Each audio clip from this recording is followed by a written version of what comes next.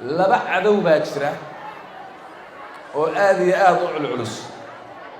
oo haddii aan alla ka sakow gabar Soomaaliyeed loo helin aan hubo inay adag tahay inaan ka samata baxo labada cadow mid waxa weeye waa ka abaarta ilaahay baa keenay gurmashada iyo in la isu naxariisto iyo in wax la isa siiyo iyo in darisku isa saacido waxa asal u ah gabadha Soomaaliyeed sidaa darteed dadka Soomaaliyeed naxariis bay u baahan yihiin inay isu naxariistaan naxariiska santarkeeda iyo meesha ay fadhidana waa gabadha Soomaaliyeed waxaa la rabaa gabadha Soomaaliyeed maanta naxariistii lagu yaqiinay ay shacabkeeda iyo walaalaheed u naxariisan jirtay maanta laga rabaa maanta gabdhaha Soomaaliyeed aan ka rabaa in ay dadkooda u gurmadaan oo ay cunto gaarsiiyaan iyo biyo ayaa laga rabaa dadka Soomaaliyeed meel kastoo joogaan haddii dadka caalamka inoo soo gurmaday ay leeyihiin war ha loo soo gurmado way dhimanayaan innagu waan isu gurman karnaa aan isu gurman waxaan rabnaa inaan isu gurman suurtagal ma tahay muslimiin baan nahay boqolkiiba boqol baan muslimiin nahay laakiin waxaad ogaataa nabigeena calayhi salaatu wasalaam wuxuu yidhi mathalu lmu'miniina fii tawaadihim wa taraaxumihim wa tacaadufihim kamathali ljasadi alwaaxid ida ishtakaa minhu cud tadaacaa lahu saa'iru ljasadi bisahri walxuma yacni qofka muslimka ah la yidhi muslim xataa Soomaali uu ka weyn yahay qofka muslimka ah qofka kale wuxuu u yahay waxay marka la isu fiiriyo waa hal jid oo kale jirkaaga oo kale weeye hadday far ka xanuunsato habeenkaa inta kale way soo jeedaysaa farta kaliya xanuunsanay isha iska seexato suurtagal ma waxaan qabaa oo ila tahay dadka Soomaaliyeed sidan aan ku jirnaa maalin horaan sheegay anigu aqliga weeyna fooraraayo waa inuu aqligu toosaa waa inaan lugaha dhulka hoos u leexnaa madaxuna kor istaaga way inta marka laga tago cadowga labaad waa kan isloognahay hadda laga hadlaayay oo nimanka la baxay shabaab la yiraahdo iyo wixii la halmaada waxaan nahay dad muslimiin aan nahay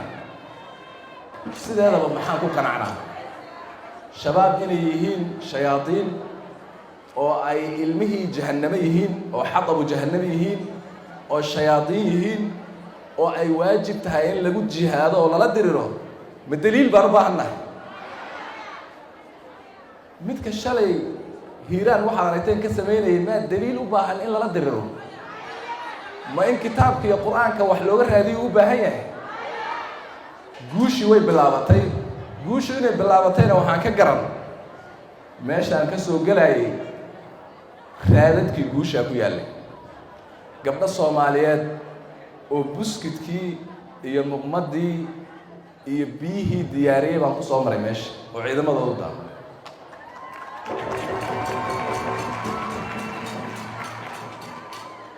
waxaan hubaa inay bilaabatay mar hadday gabdhaha Soomaaliyeed bilaabaan waa bilaabatay guushii iyo in laga adkaado cadowga waa bilaabatay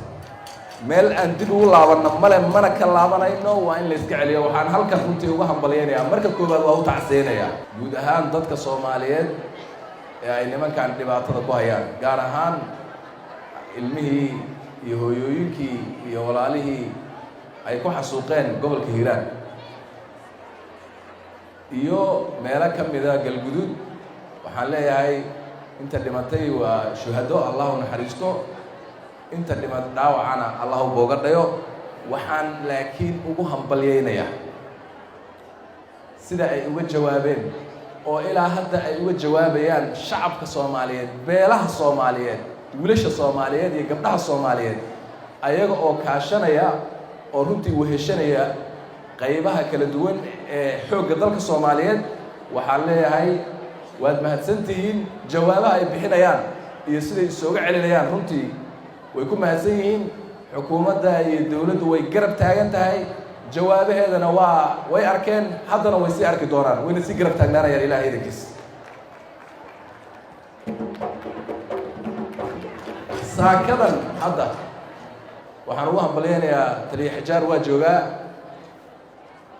inay duulaan qaadeen oo meelo adag oo ay fadhin jireen oo ay Basra ka mid tahay ay ka xoreeyeen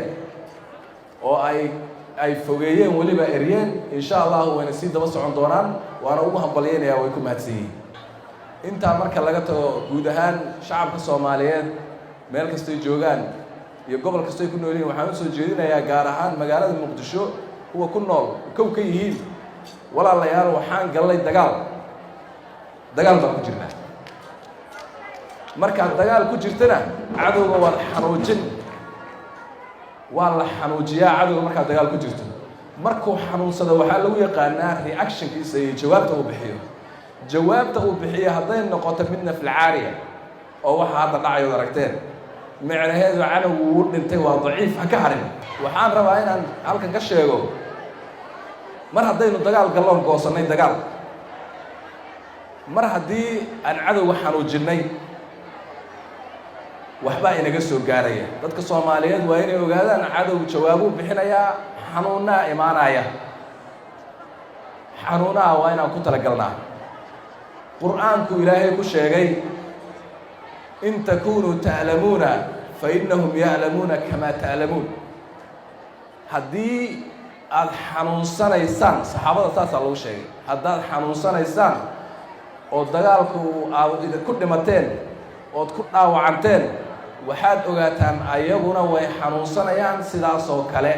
way ku dhimanayaan way ku dhaawacmayaan laakiin maxaad dheertiin watarjuuna min allahi maa laa yarjuun ilaahay baad ka rajaynaysaan idinku waxayna ayagu ka rajaynayn maxaa jira ayagu waa daalimiin ilaahay bay ka soo horjeedaan masaajidka kii ku tukanayay dilayaan gabadha Soomaaliyeed bay dilayaan canuga Soomaaliyeed bay dilayaan dawladnimaday hor taagan yihiin noloshay hor taagan yihiin Soomaaliya inuu cadow haystay go'aan ku gaareen oo isa ahaato waa la soo diray ma aha wax oo ha u maleynay iska soo baxay ma aha sidaa darteed